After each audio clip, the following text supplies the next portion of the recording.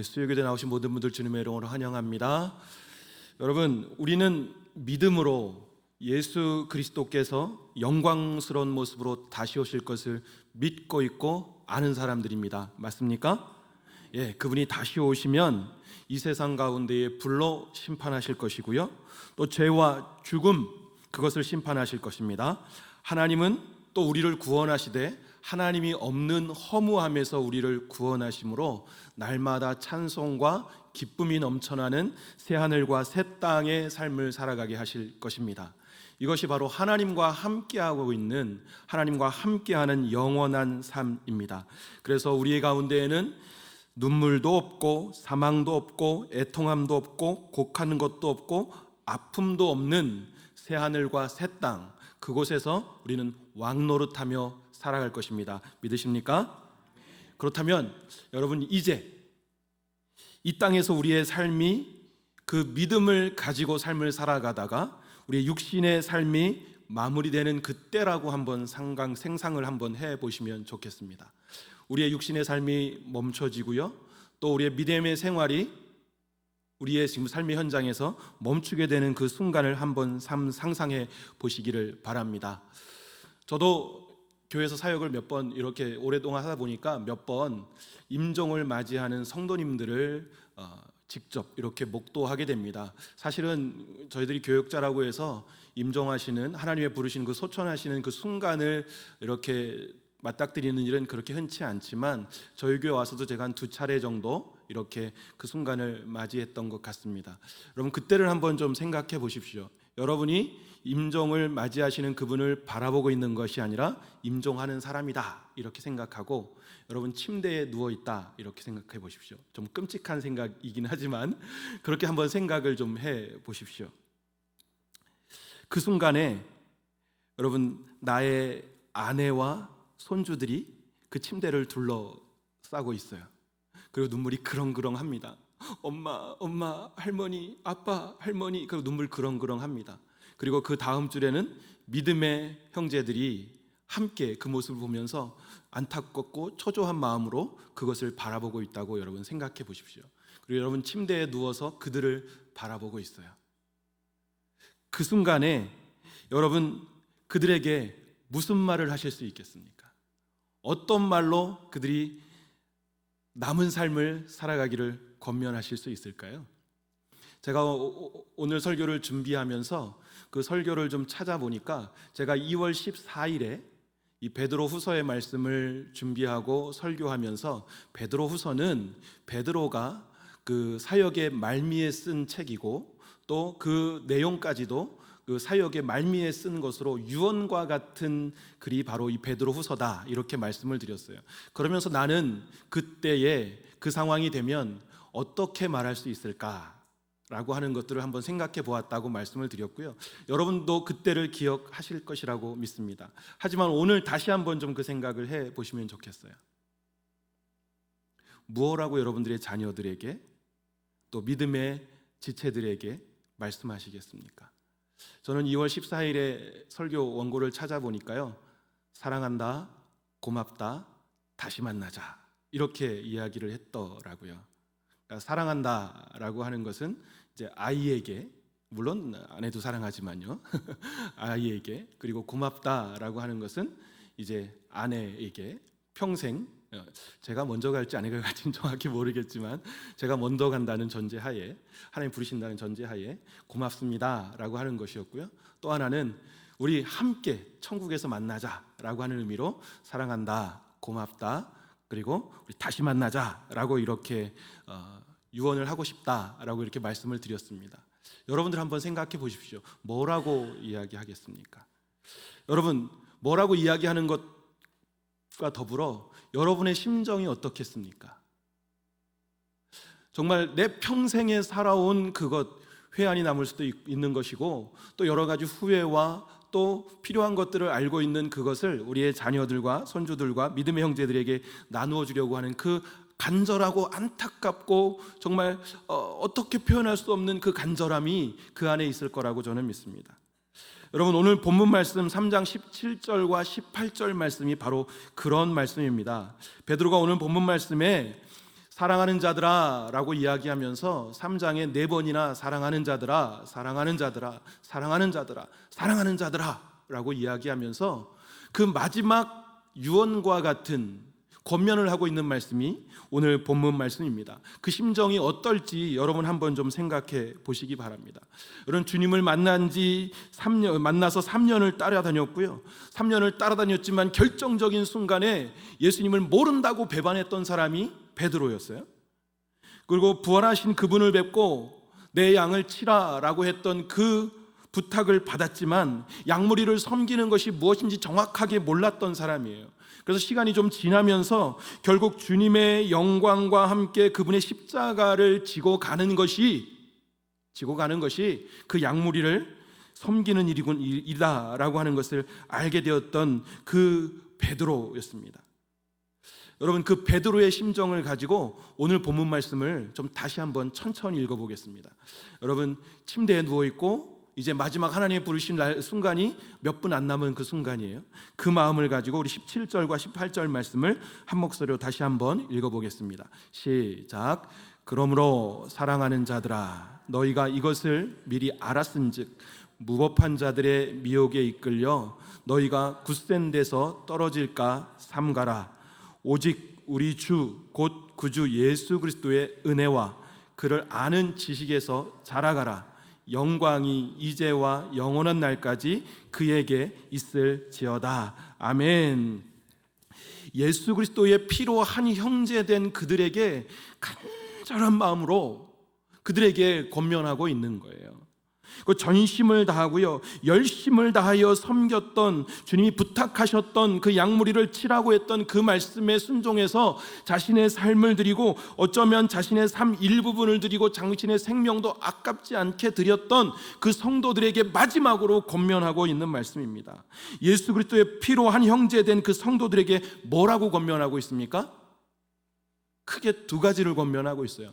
첫 번째로 뭐냐면 17절에 있는 말씀에 그 뒤에 말씀에 보니까 삼가라 이렇게 말씀하고 있고요. 두 번째로는 18절에 있는 말씀에 자라가라 이렇게 말씀하고 있어요. 두 번째 줄의 말씀에 보니까 첫 번째는 삼가라라고 하는 말씀이고 두 번째는 자라나가라 이렇게 권면하고 있는 말씀입니다. 여러분, 베드로는 자신의 사역과 인생의 마지막 즈음에 거짓 교사와 이단들이 횡행하고 예수 그리스도와 그분의 다시 오심을 믿는 것이 허황되다고 이야기하는 그 시대에 살고 있는 사람이에요. 그리고 예수 그리스도께서 죽었던 그분이 다시 살아나시고 하늘에 오르셔서 보좌 우편에 앉아 계셨다가 우리를 위하여 다시 오신다는 것, 그것이 터무니없는 주장이라고 이야기하는 그런 생각이 만연해 있는 그 시대에 살고 있는 사람이에요. 그리고 그것을 믿음으로 가지고 있는 사람들을 조롱하는 시대에 살고 있는 그 상황인 거예요. 그리고 그런 상황들을 가지고 있는, 믿음을 가지고 있는 사람들을 핍박하는 시대에 살고 있는 그 사람들이었습니다. 뿐만 아니라 그들은 소수였어요. 예수 그리스도께서 우리를 위해 죽으시고 부활하고 승천하시고 보좌 우편에 앉아 계셨다가 우리를 위해 영광 중에 다시 오셔서 우리를 심판하시고 우리를 왕노릇하도록 인도하실 것이다 라고 하는 믿음을 가지고 있는 사람들이 요만큼이었던 거예요. 소수였던 거죠. 하지만 그 소수로서 믿음을 붙들고 견디고 버티고 있는 믿음의 형제들에게 어떻게 그 순간을 견디고 버틸 것인지, 수많은 조롱과 참을 수 없는 고통 중에도 그리스도인으로서 어떻게 자신들의 정체성을 지킬 수 있는지 그 방법을 권면하고 있는 말씀이 오늘 3장 17절과 18절의 말씀입니다. 저는 오늘 우리들도 2000년 전의 초대교회 성도들과 별반 다르지 않은 상황이라고 생각합니다. 예수 그리스도를 믿는 믿음을 조롱하고 비아냥거립니다. 예전에 제가 한번 드라마를 통해서 보여드렸던 그 사진을 기억하실 거예요. 국어를 하시는데 국어라는 사람을 보면서 천국은행 이렇게 하면서 국어를 하고 있는 모습. 그리고 최근에 드라마를 이렇게 보게 되면 이 기독교 믿음이라고 하는 것을 조롱하는, 비아냥거리는 상황들이 너무나 많이 벌어져요.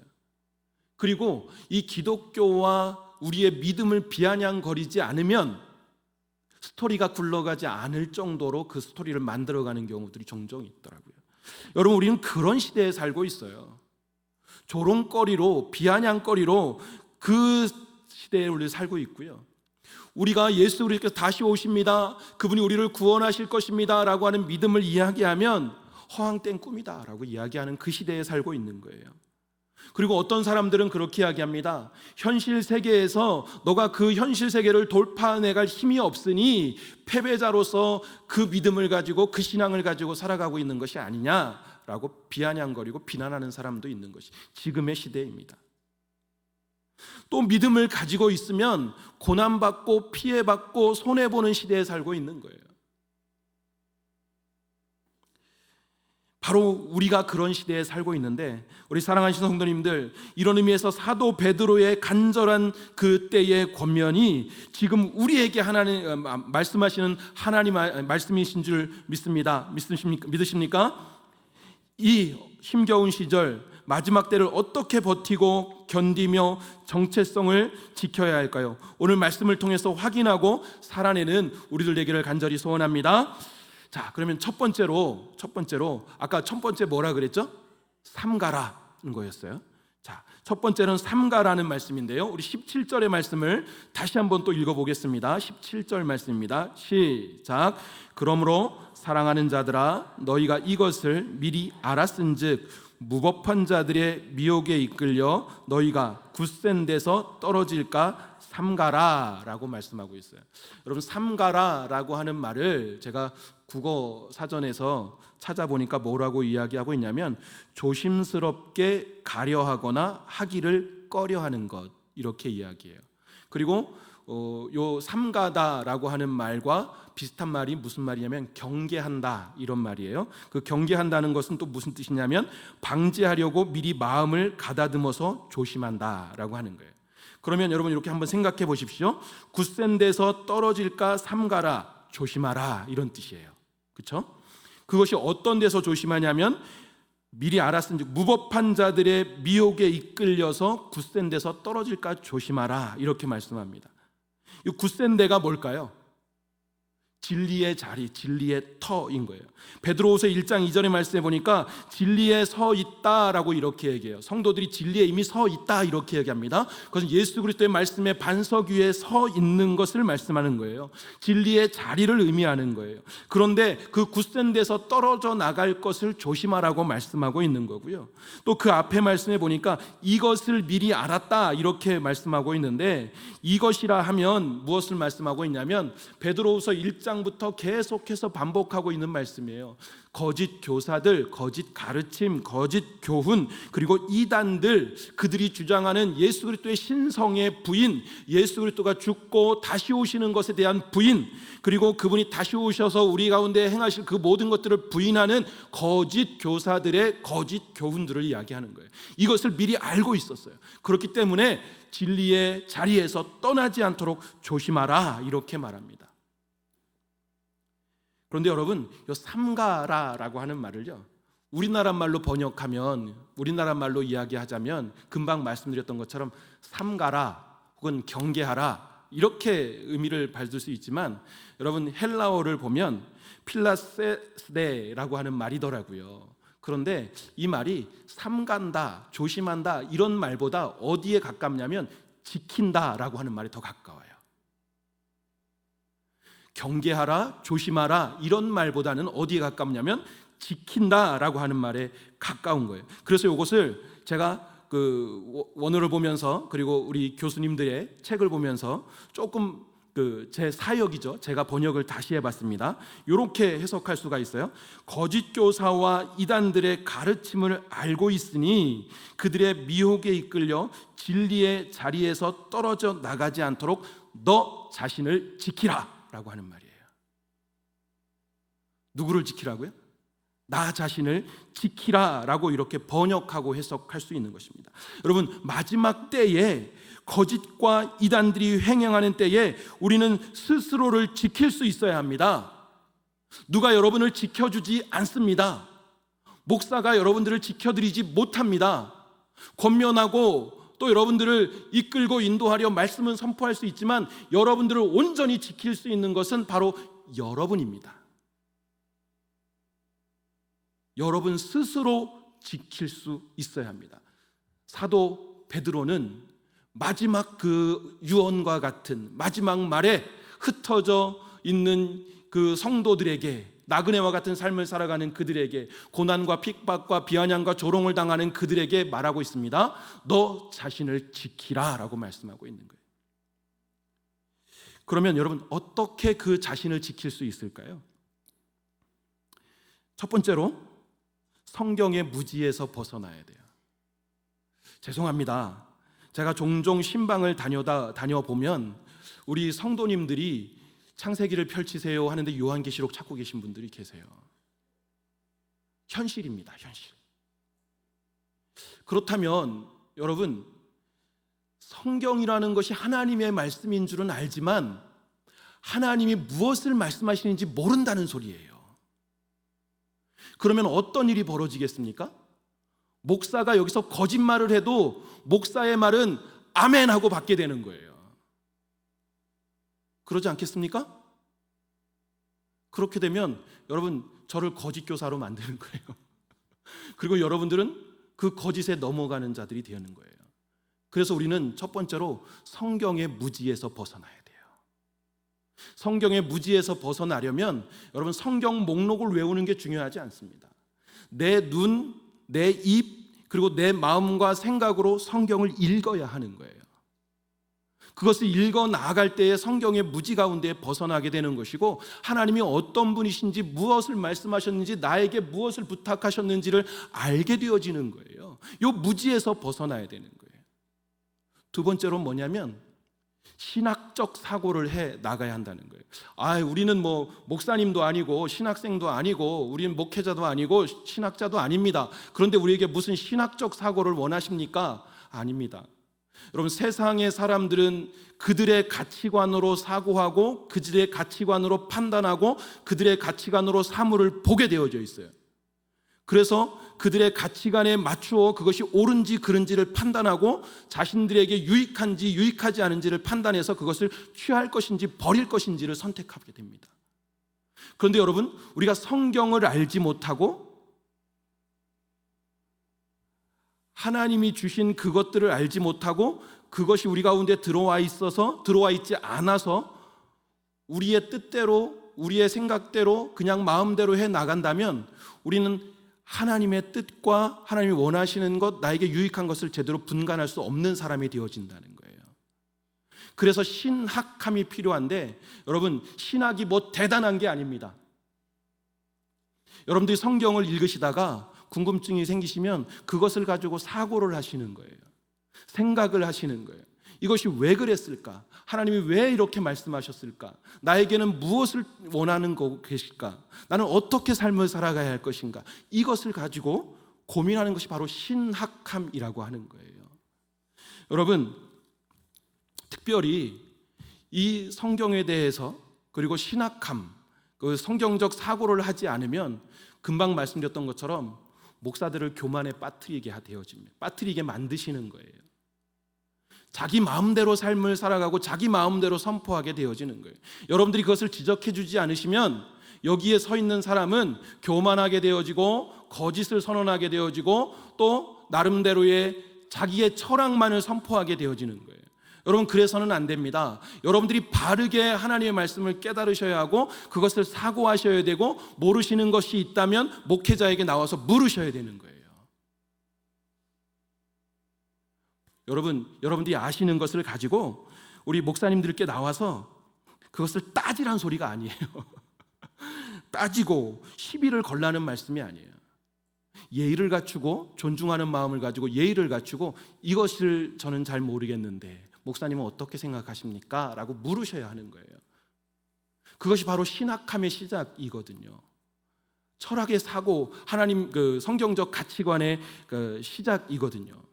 그래서 함께 연구하고 고민하고 토론하는 것, 이게 바로 신학함이고요. 이것을 통해서 하나님 말씀이 내 안에 충만하게 되어지는 거예요. 목회자들은 그것을 통해서 긴장하게 되는 것이고요, 성도님들은 그것을 통해서 성장하게 되어지는 거예요. 여러분, 설교가 너무 중요합니다. 하지만 일주일에 몇 번 듣는 이 설교로 여러분들의 삶을 좌지우지할 수 없습니다. 여러분들이 읽으셔야 해요. 그것을 아셔야 해요. 그리고 그것을 깨달으려고 노력하셔야 합니다. 이게 바로 신학이고, 여러분 신학함이고, 그것을 통해서 여러분 스스로를 지켜나가는 것입니다.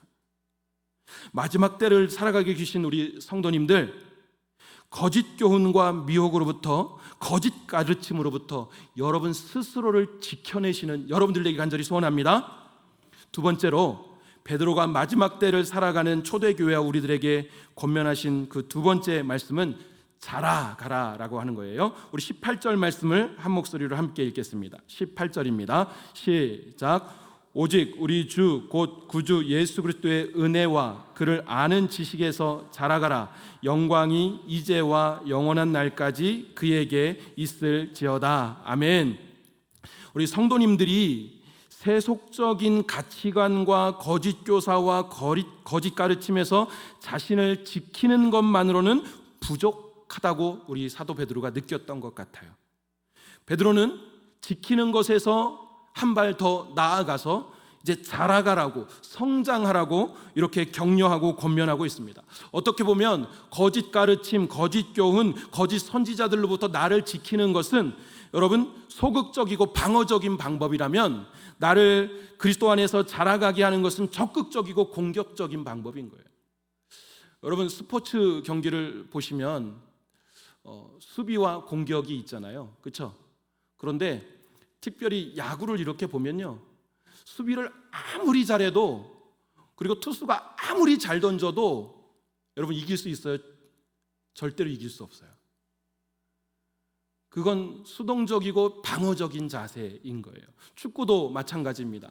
며칠 전에 우리나라와 일본이 U23 23세 이하의 그 축구에서 예선전 마지막전을 치르는데, 우리나라가 10명 바꾸고 이진 선수들을 집어넣고 내내 수비만 하다가, 그렇죠? 수비만 하다가 후반 30분 정도였나요? 한번 탁 해서 골을 넣고 나니까 이겼잖아요. 근데 끝까지 했다면 전혀 이길 수가 없는 거예요. 우리를 지킨다라고 하는 것은 공격하는 것으로부터 나를 지키고 보호하는 정도의 수준입니다. 하지만 우리는 거기에서 멈춰서는 안 된다는 거예요. 사도 베드로는 여기에서 한 발 더 나아가서 적극적으로 공격적인 전략을 펼쳐 나가라고 한다는 것이죠. 그렇다면 어떻게 자라가는 것일까요? 어떻게 자라가라고 말씀하고 있는 것일까요? 18절의 말씀에 또 두 가지를 말씀하고 있는데요. 첫 번째로는 뭐냐면 오직 그의 은혜 안에서. 첫 번째 말씀해 보니까 오직 우리 주 곧 구주 예수 그리스도의 은혜와 이렇게 말씀하고 있어요. 그분의 은혜 안에서 자라가라 말씀하고 있고요. 두 번째는 뭐냐면 그를 아는 지식 안에서 자라가라 이렇게 말씀하고 있어요. 첫 번째로 오직 그의 은혜 안에서 자라가라고의 말씀은, 은혜가 뭘까요? 하나님 거저주시는 거잖아요. 그런데 이 베드로 전서와 후서의 말씀에 보면 이 은혜라고 하는 것은 모든 삶의 영역을 다 말씀하고 있는 거예요. 그것을 우리 베드로전서 5장 10절과 11절에서 말씀하고 있거든요. 우리 한 장 넘기셔서 성경을 보시면서 우리 베드로전서 5장 10절과 11절 말씀을 한 목소리로 읽겠습니다. 시작. 모든 은혜의 하나님 곧 그리스도 안에서 너희를 부르사 자기의 영원한 영광에 들어가게 하시니가 잠깐 고난을 당한 너희를 친히 온전하게 하시며 굳건하게 하시며 강하게 하시며 털을 견고하게 하시리라. 권능이 세세 무궁하도록 그에게 있을지어다. 아멘. 10절의 맨 앞에 네 글자가 뭐예요? 모든 은혜예요. 이 모든 은혜라고 하는 것은 우리가 생각하면 은혜다 하면 율법의 저주 아래에 있는 내가 해방되어진 은혜에 치우치는 경우가 굉장히 많아요. 그래서 그것에 감격하고 그것이 전부인 것처럼 이야기하는데, 여러분 율법의 저주 아래에서 해방된 은혜, 오직 예수 그리스도를 믿음으로 주시는 의와 구원의 은혜뿐만 아니라 예수 그리스도의 죽으심으로 부활하심으로 우리를 거듭나게 하신 그 은혜도 거기에 속하게 되는 것이고요. 썩어지고 더럽고 허무한 세상으로부터 우리를 구원하시고 건져내시는 은혜도 그 은혜 가운데 속하는 것이고요, 앞으로 우리를 건져내실 그 은혜도 그 은혜 가운데 들어가는 것이고요, 승천하셔서 보좌 우편에 앉아 계심으로 우리도 함께 앉을 것이다 라고 하는 것을 보여주시는 그 은혜도 그 은혜 안에 가운데 들어가는 것이고요, 마지막 날에 다시 오셔서 심판하시는데 우리를 심판하셔서 우편으로 보내실 것이다 라고 하는 그 은혜도 그 은혜 가운데 들어가시고요, 우리 가운데 새 하늘과 새 땅을 열어주실 것이다 라고 하는 그 은혜도 이 은혜 가운데 들어가는 것입니다. 그리고 우리가 잠시 고난을 받을 때에 우리의 힘으로는 안 되지만 그분이 함께 하심으로 진리의 길, 의의 길, 생명의 길에서 벗어나지 않도록 우리를 붙들어 주시는 것, 그것도 그분의 은혜인 거예요. 버티고 견디게 하시는 은혜, 회복하게 하시고 견고하시게 하시는 은혜, 그것이 바로 모든 은혜인 거예요. 그 은혜 안에서 하나님을 바라보면서, 예수 그리스도를 바라보시면서 날마다 성장해 가시는, 자라나시는 여러분들 되기를 간절히 소원합니다. 두 번째로, 그를 아는 지식에서 자라가라, 이렇게 말씀합니다. 여기서 말씀하는 예수 그리스도의 그를 아는 지식은 우리 베드로 후서 1장 2절에서 말씀하는 그 암이라고 하는 단어가 있어요. 하나님과 주 예수 그리스도를 알므로 은혜와 평강이 너희에게 더욱 많을지어다 라고 이렇게 말씀하고 있는데요, 이 베드로후서 1장 2절에서 말씀하고 있는 요 안다라고 하는 말씀은 근원적이고 완전한 지식을 이야기해요. 그러니까 죄인들이 성령의 은혜로 말미암아 거듭나고 하나님으로부터 주어지는 예수 그리스도에 대한 완벽하고 온전한 지식, 그것이 1장 2절에서 말씀하고 있는 지식이에요. 안다라고 하는 거예요. 알미예요. 그런데 오늘 본문에서 말씀하고 있는 지식은 그런 지식이 아니에요. 오늘 본문에서 말씀하고 있는 말씀은 그노시스라고 하는 단어예요. 1장 2절에 있는 말씀은 에피그노시스라고 하는 말이고, 이 말씀은 그노시스라고 하는 말씀인데, 이것은 단순 지식을 의미합니다. 단순한 지식을 의미해요. 그리고 일반적인 지식을 의미해요. 삶의 과정에서 하나씩 알아가는 그런 지식을 의미하는 것이 이 지식이에요. 쉽게 말하면 예수 그리스도에 대하여 구체적인 사실들을 하나씩 알아가는 것을 의미합니다.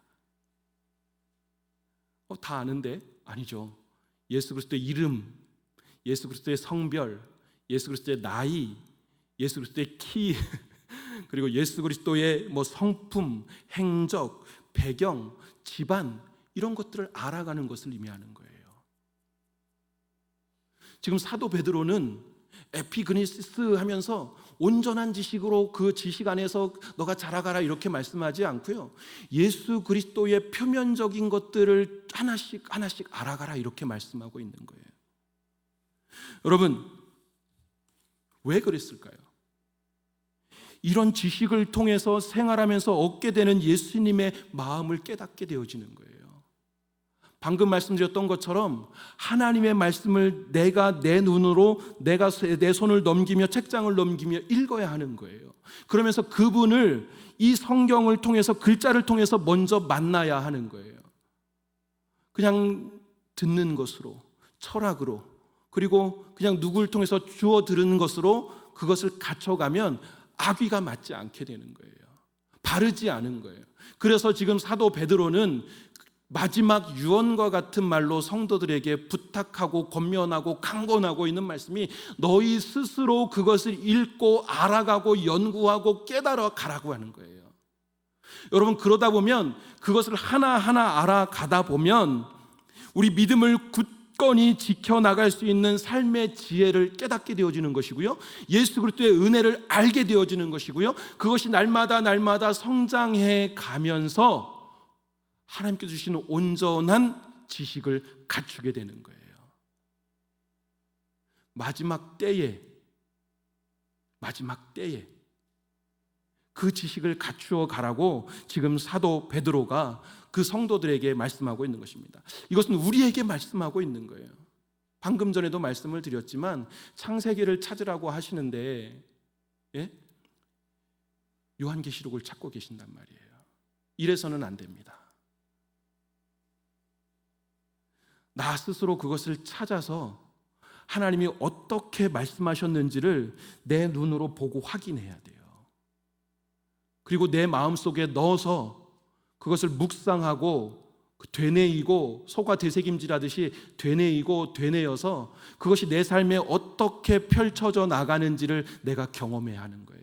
그럴 때에 하나님이 나를 어루만지시는 것을 경험하고 깨닫게 되어지는 것이고, 내 믿음이 성장하게 되어지는 것이고, 내 믿음이 더욱 굳건하게 자리 잡게 되어지는 거예요.